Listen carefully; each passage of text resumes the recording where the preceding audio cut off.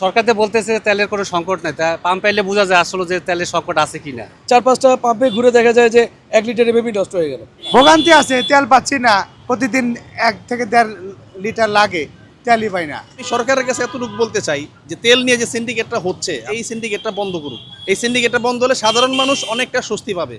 ভাই প্রচুর ভোগান্তির ভিতরে আছি। 5 লিটার তেল নেওয়ার জন্য 2 লিটার তেল খরচ করে ঢাকা শহরটা পাম্পে পাম্পে ঘুরতে ঘুরতে পরিবার এসে 1.5 ঘন্টা সিরিয়াল দিয়ে ঠাই পেলাম। কোনো চিন্তা দূর হয় না ভাইয়া, অলরেডি তিনটা পাম্প করছি আর কি। প্রথমে গেছিলাম নীলক্ষেত, ওইটাও বন্ধ। তারপর ঢাকা কলেজের সামনে ওটাও বন্ধ। তারপর মৎস্য ভবনের সামনে গেছি, ওইটাও বন্ধ। লাস্ট আসছি এখানে, এটা আর কি আশা করা যায় আর কি পাবো না।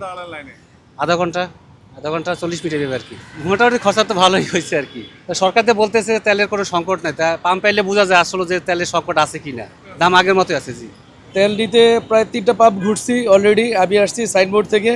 আসলে এইভাবে যে ঘুরতেছি ভালো লাগতেছে না নিজের কাছে। আর লম্বা সিরিয়াল হোক সমস্যা নেই, কিন্তু তেল আমাদেরকে ফ্লুয়েন্টলি দেখ। আর যদি সমস্যা থাকে সেটাও বলুক, কিন্তু হাইড করাটা আসলে ঠিক না। অবশ্যই ভোগান্তিতে, কারণ আপনার এক একটা পাম্প যখন ঘুরতেছি সময় আমাদের এখানে নষ্ট হচ্ছে এবং তেলও নষ্ট হচ্ছে। তো এই 4-5টা পাম্পে ঘুরে দেখা যায় যে 1 লিটারের বেবি নষ্ট হয়ে গেল। এটাও আমরা শিওর না যে আসলে কত লিটার আমাদেরকে দিবে। বললো তো যে আমাদেরকে 4 লিটার বা 5 লিটার দিবে, কিন্তু দেখা যাচ্ছে যে 2 লিটার 3 লিটারের বেশি না। এখানে প্রায় হবে 1 ঘন্টার কাছাকাছি। সামান্য আছে শেষ পর্যায়ে, 2টা পাম্পে গেছিলাম, তেল দেয় না, অবশেষে এখানে আসছি। ভোগান্তি আছে, তেল পাচ্ছি না, প্রতিদিন 1 থেকে 1.5 লিটার লাগে, তেলই পাই না।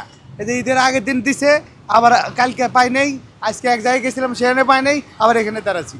আমাদের ওইদিকে আসলে সবগুলা পাম্পই বন্ধ। শনি একটার সাইডে আপনার যাত্রাবাড়ি থেকে ধরে একদম সাইনবোর্ড পর্যন্ত প্রত্যেকটা পাম্প বন্ধ, কোনো পাম্পেই তেল নেই। তো অনেক দূর ঘুরে তারপর শেষমেশ এই পাম্পে আসলাম। এই পাম্পে এসে সিরিয়াল নিয়ে মোটামুটি প্রায় 40 মিনিট প্লাস সিরিয়ালে দাঁড়ায় রয়েছে রোদ্রের ভিতরে। তবে আমি সরকারের কাছে এতটুকু বলতে চাই যে তেল নিয়ে যে সিন্ডিকেটটা হচ্ছে এই সিন্ডিকেটটা বন্ধ করুক। এই সিন্ডিকেটটা বন্ধ হলে সাধারণ মানুষ অনেকটা স্বস্তি পাবে। ভাই প্রচুর ভোগান্তির ভিতরে আছি। আপনি বুঝতেছেন, গাড়িতে 2-4-5 লিটার তেল নিতে গেলে মোটামুটি 1-2 ঘন্টার একটা সফর এক কথায়। তারপরে রোদ্রের ভিতরে তেল খরচ হচ্ছে, আর তেলের মানও এত একটা ভালো না। তেলের মানটাও যদি ভালো হতো তাহলে সবগুলো বাইকারই খুব আরামে চলতে পারতো অল্প তেল দিয়েই। তেলের মান খারাপ, তেলের খরচ বেশি।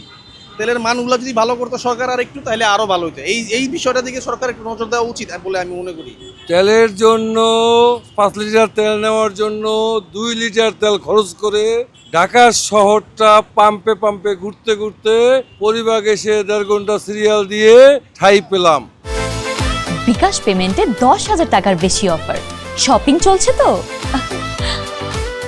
সব পাম্প বন্ধ, আর সব পাম্প বন্ধ। 2-3টা পাম্প খোলা পাইছি, 1.5 থেকে 2 কিলো সিরিয়াল জাম থাকে, যার জন্য পরিবার একটু খুব সুন্দর ডিসিপ্লিনভাবে পাইছি বিদায় পরিবারকে আশ্রয় নিলাম।